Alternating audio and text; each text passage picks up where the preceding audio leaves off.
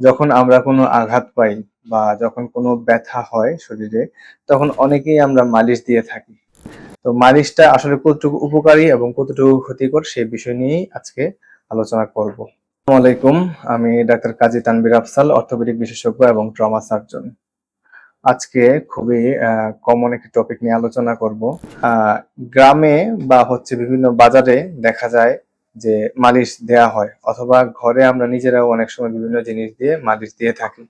মালিশের যেই জিনিসগুলো ইউজ করি, সাধারণত তেল, তারপরে অনেকে আমি দেখেছি মাটি ইউজ করে, অনেকে ঘি ইউজ করে, আবার অনেকে এসিড ইউজ করে।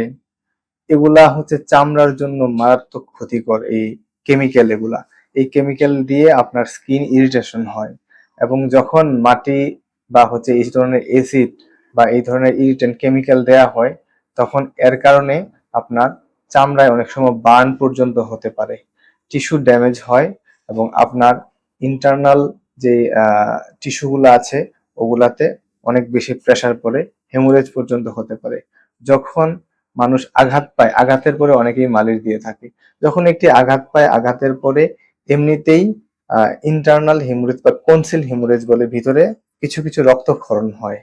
কিন্তু যখন এইটার উপরে আবার মালিশ দেয়া হয়, তখন যেই জায়গাটার ব্যথার জায়গাটা রেস্ট প্রয়োজন, এটাকে ইনজুরি করা হচ্ছে, তখন ভিতরে হেমোরেজটা কিন্তু আরো বেশি বেড়ে যায়। প্লাসে এই ঘর্ষণের ফলে যে তাপ উৎপন্ন হয়, আপনি কিছুক্ষণ দেখবেন যে মালিশ দিলে ওই জায়গাটা গরম হয়ে যায়। যে তাপ উৎপন্ন হয়, যে টেম্পারেচার বেড়ে যায়, এটা কিন্তু আপনার টিস্যুর জন্য মারাত্মক বেশি ক্ষতিকর।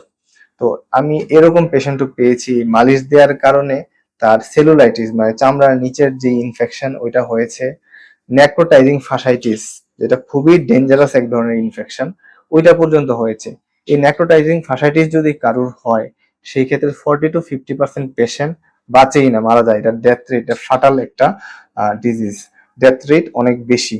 তো সামান্য একটু ভুলের জন্য কিন্তু এই প্রবলেমগুলো এরকম জীবন সংকটাপন্ন অবস্থায়ও চলে যেতে পারে।